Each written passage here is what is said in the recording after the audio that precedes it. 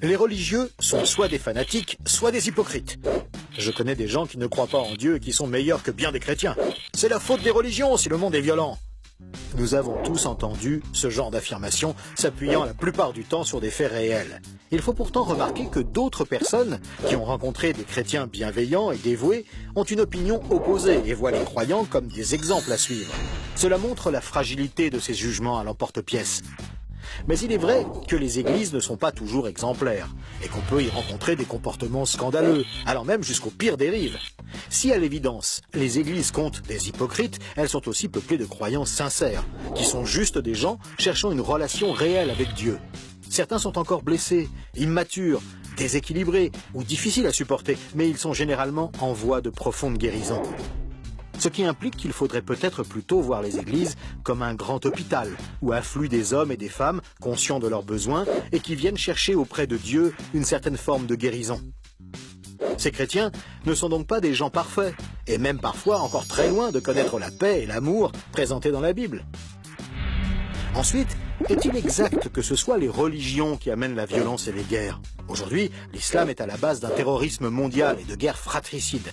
Les hindous nationalistes attaquent les églises et les mosquées. Les bouddhistes s'en prennent également aux autres groupes religieux, comme en Birmanie ou en Thaïlande, alors que les nations chrétiennes, de leur côté, ont été et sont encore impérialistes, ont persécuté ceux qui rejetaient la religion officielle, ont pratiqué l'esclavage et ont même dépouillé des populations entières de leurs ressources naturelles. Mais que faut-il alors penser des régimes communistes, soviétiques, chinois, cambodgiens ou nord-coréens qui ont banni toute forme de religion et se sont déclarés libérés de toute croyance en Dieu? Sont-ils pacifiques et exempts de toute violence? Que dire encore du nazisme qui croyait dans la supériorité raciale? Combien de victimes, d'emprisonnements, de goulags, de guerres civiles, de génocides et même de guerres mondiales ont été perpétrées au nom de ces idéologies? Il semble donc que, religieux ou non, l'homme soit habité de tendances violentes, qui dégénèrent régulièrement dans d'horribles conflits.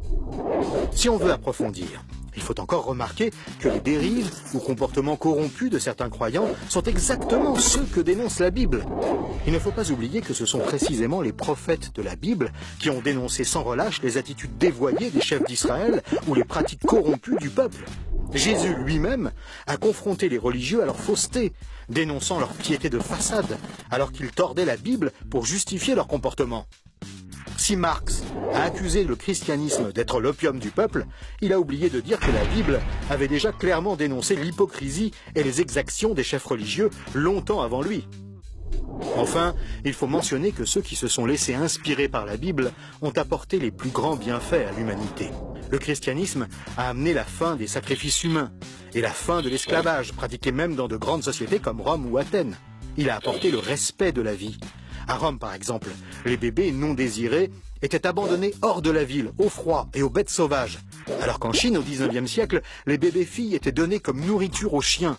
Il en est de même des sacrifices d'enfants, des viols, de la prostitution sacrée et de tous les rituels sanguinaires qui ont été monnaie courante pendant des millénaires sur tous les continents. L'histoire montre que l'esclavage a été vaincu par les efforts de chrétiens authentiques comme William Wilberforce, David Livingstone ou le général Gordon. Les exemples des bienfaits du christianisme vécus sont légion, comme on a encore pu le constater en Inde, où des missionnaires ont obtenu que les veuves ne soient plus brûlées vivantes avec leurs maris décédés.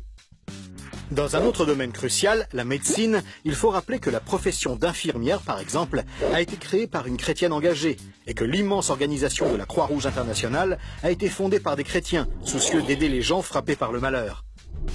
Historiquement, les chrétiens ont fondé plus d'hôpitaux, d'hospices, de maisons d'accueil et d'écoles que toutes les autres corporations ou religions réunies. S'il est vrai que les religions provoquent beaucoup de problèmes, les croyants qui vivent vraiment selon les principes bibliques nous montrent cependant une toute autre réalité.